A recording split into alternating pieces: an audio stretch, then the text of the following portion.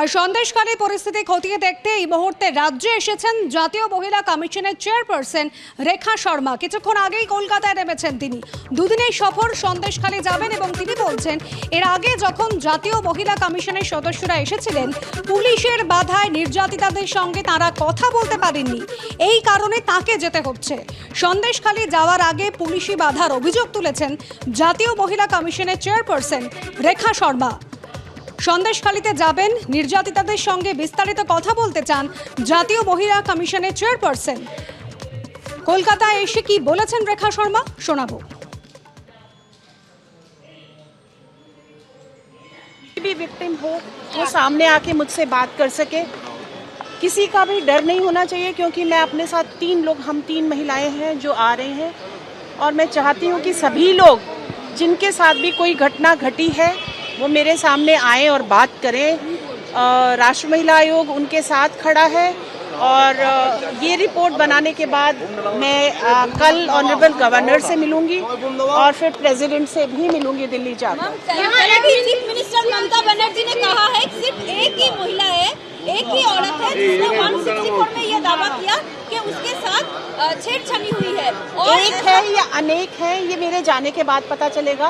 एक भी है तो क्यों है?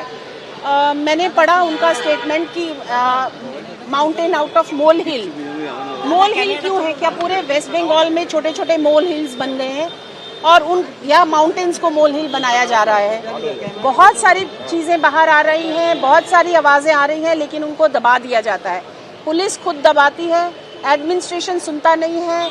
आज भी पता चला है कि डीएम बाहर है, जहाँ भी मैं कभी जाती हूँ डीएम कभी नहीं मिलते हैं और एसपी कभी नहीं मिलते हैं। हमेशा ममता जी अपने एडमिनिस्ट्रेशन में ऑफिसर्स को मिलने नहीं देती, सेंट्रल एजेंसीज को, ताकि सच बाहर ना आ जाए। लेकिन सच की एक परिभाषा है कि वो बाहर आता ही आता है, कोई भी उसको ढक नहीं सकता। ঠিক কি ঘটছে সন্দেশখালীতে তাই একেবারে সরেজমিনে দেখতে এসেছেন জাতীয় মহিলা কমিশনের চেয়ারপারসন রেখা শর্মা। তিনি অভিযোগ করছেন এর আগে যখন জাতীয় মহিলা কমিশনের সদস্যরা এসেছিলেন পুলিশের বাধায় নির্যাতিতাদের সঙ্গে তারা কথা বলতে পারেনি। আর এই নিয়ে তৃণমূল কংগ্রেসের রাজ্য সহ সভাপতি জয়প্রকাশ মজুমদার কি বললেন শোনাবো। এরা সব বিজেপির নেতৃত্ব, বিজেপি করতেন, এবিভিপি করতেন, তাই জন্য তাদেরকে এই বিভিন্ন কমিশনে বসিয়ে দেওয়া হয়েছে এবং এই সমস্ত কমিশন, জাতীয় কমিশনের নিরপেক্ষতা এর আগেই নষ্ট করে ফেলা হয়েছে মোদি আমলে। তাদের হয়ে যখন পশ্চিমবঙ্গে এরা বারবার দৌড়ে আসেন, কোনো কিছু হলেই চুন থেকে পান খসলেই দৌড়ে আসেন, সেই রকমই এসছেন এবং আসল ঘটনা হচ্ছে বিবৃতি দিয়ে আরো গন্ডগোলটা পাকিয়ে দেওয়া। এদের দেখবেন না যে কয়েকদিন আগেই, মানে দুদিন আগে মধ্যপ্রদেশে যে কিভাবে খুন করা হয়েছে ধর্ষণ করার পরে, সেখানে গেছেন না? মণিপুরে গেছেন কখনো? না। শুধু পরিস্থিতি খতিয়ে দেখলেই হবে না, পদক্ষেপ করতে হবে বলছেন বিজেপি নেতা সজল ঘোষ।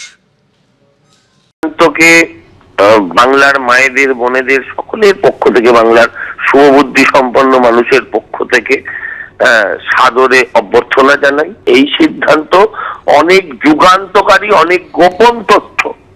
এই যে মুখ্যমন্ত্রী এখনো নির্লজ্জের মতন বলে চলেছেন যে একটাও প্রমাণ নেই, কোথাও কিছু হয়নি, সব সাজানো ঘটনা, সব নাটক।